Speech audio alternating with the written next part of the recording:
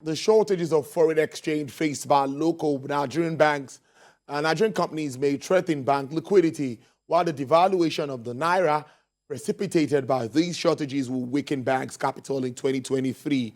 According to the latest report from the international ratings agency, Moody's, Nigerian commercial banks had lent $10.4 billion of FX in aggregate terms to the central bank as of June 2022, posing another further risk to the bank and liquidity.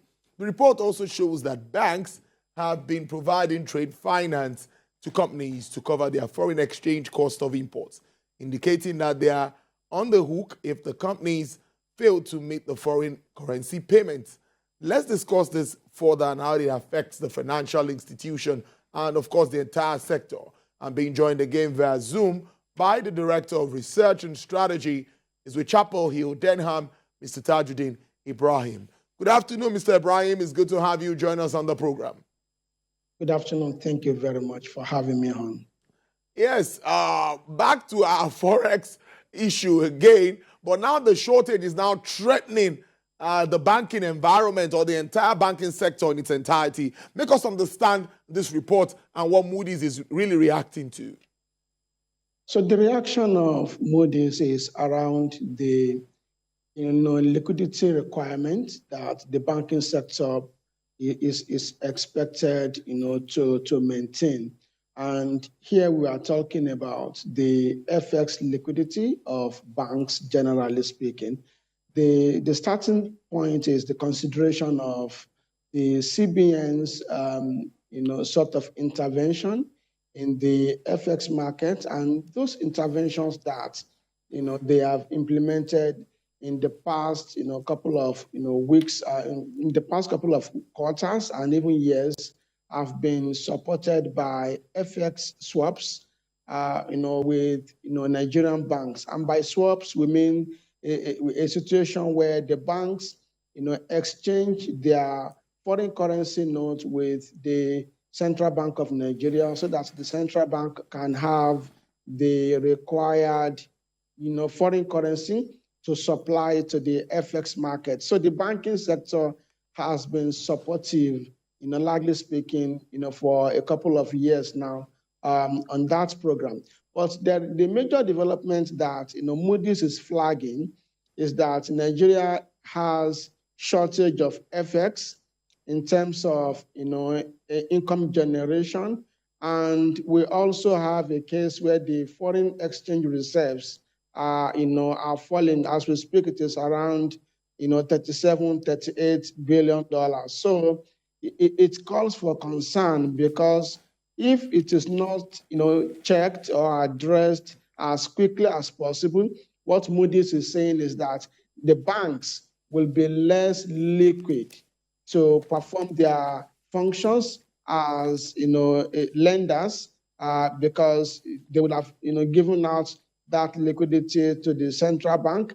And the central bank in this case, because of the low capacity of the country to generate FX, and also the low FX reserves, would like to roll over those contracts, which means the banks would not be getting their dollars back as quickly as they will have liked for it to be. Those are the elements that Moody's is flagging. The other major component they are flagging is that if we should experience FX devaluation, it will have a negative impact on the capital levels of the banking sector. I mean, the capital adequacy ratio most likely is going to fall. And at that point, there'll be need for them to inject additional capital to be able to function well as banks in the country. Those are the highlights of the report.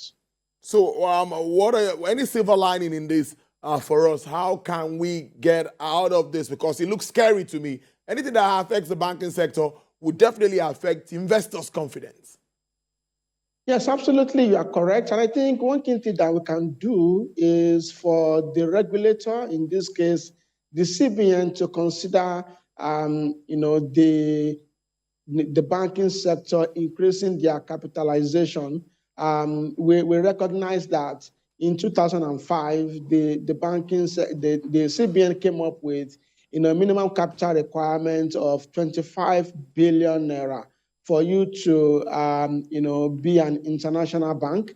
And if we looked at the value of 25 billion naira then, it was around, roughly speaking, $152 million or thereabouts. But as we speak, that number has, fallen down to around, $54 million, because of the devaluation of the currency. So which means that if you are looking at the banking sector capitalization in dollar terms, there is need for the sector to recapitalize. So one way that, we can partly address, any capitalization issue is for the central bank to flag it on time and, allow for banks, to quickly recapitalize. Do not let us forget that the pension industry recently recapitalized, just for it to be much stronger. That is one way. The second thing I think we can do as a country is for us to ensure that, we rake in all the required foreign borrowings from the World Bank, from AFDB, and also from other sources as quickly as possible for this year. The estimates they have pushed out there based on the 2023 budget is around $3.8 billion foreign borrowing. And we understand that they already have these facilities. It is just for the governments to draw down. So I think if they accelerate on that front, it can also help, to alleviate the pressure that, we could see in terms of, the challenges identified by Moody's. And I think a more sustainable way is for the country to just generate, and that's the third element in my mind, is for the country to just generate more US dollars by exporting more product in addition to crude oil. Let us export more finished product for us to generate, long-lasting foreign currency that can support our FX reserves and also strengthen the ability of the central bank to supply foreign currency to the FX market. I think those three key things are important in my view. Well, staying with the banks, but coming from another angle now, we see what's happening with the Naira redesign, which many has agreed has been mishandled one way or the other. I told my first guest, I said, something actually is wrong. We need to admit that something is wrong. Nigerians shouldn't be going through this kind of hardship that we see them go through day after day to get their hard-earned money. But now this is affecting the banks. I read a story just earlier. A bank again was attacked today somewhere around Shagamu in Ogun State, though things have been put to normal. But looking at all of this around the banks, it also looks like another threat. What do you make of it? So all those threats that we currently are viewing on social media platforms, all those threats are significant and they are largely speaking unfortunate. And in my view, they are avoidable. And in my mind, it speaks to a way that the central bank has not really well implemented its policy. That policy, when it came out, cashless policy, I think those that really understand how the financial system works, they like the policy, and everybody, was largely speaking supportive of that policy. But the downside, is the implementation. So I think, we could do better in terms of implementation. The second and probably the more important thing is that, it will be useful if Nigerians can understand that, those assets that are being destroyed belong to Nigerians as well. They do not belong to foreigners. If you are damaging such assets, what it means is that, we are even inflicting more injuries on ourselves in addition to whatever policy, impact we could be feeling as citizens. So my mind is that, we should, as Nigerians, be patient on that front until when all these issues are resolved. The second and the third, insights from me on that is that the banks themselves need to really invest more in technology. because this entire development has, largely speaking, exposed the banks to a larger number of potential users and new users of their application in terms of their mobile banking system and their electronic channels. All those channels have never really been challenged before, just the way they are currently seeing. So there is need for them to invest more in technology. There is need for them to also ensure that they attract talent on the technical side of their business, to ensure that even if many Nigerians are leaving the country to relocate, we should still have talent here that they can pay very good money to take care of their technology and ensure that even when you're at your homes, you can do banking seamlessly. I think all these things are important in my view. I want to stay with this policy. Maybe we'll wrap up around this, because I don't know. I think Mr. Ibrahim might have a lot of these notes around him, but I don't have these new notes. And it shows that something really is wrong. Most times in Nigeria, we're always reactive. We tend not to be proactive, because I think all of this ought to have been put into consideration before this policy was pushed to the masses and instituted. So do you agree with me that something really is wrong or went wrong somewhere?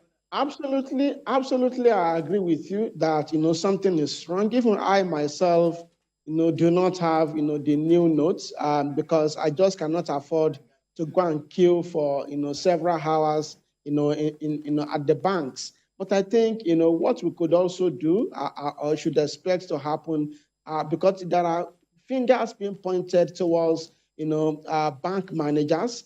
The CBN says that, it supplies the banks, but we are not seeing the money to withdraw at the banks, because some bank managers are hoarding the currency. I think the CBN needs to do more in terms of ensuring that the banks are paying the currencies. If they say that they printed about 400 billion naira, there is really nothing to show for it. For us to see the results, the CBN has to do a lot more than just supplying. They have to use the EFCC or whatever agency they want to use to ensure that the banks are supplying. And if they supply to every Nigerian as you need it, there is really no need for us for Nigerians to attack the banks. And I think that is one key thing they have to address. Not everybody, I say it again, not everybody can go cashless. The central bank has to bear this in mind.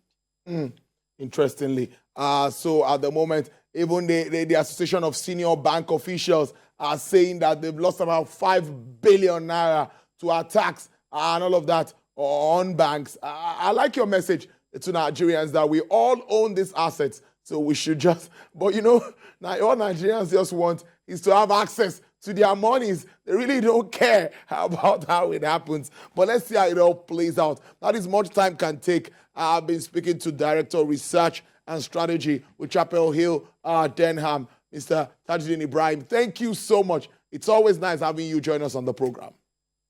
It's my pleasure.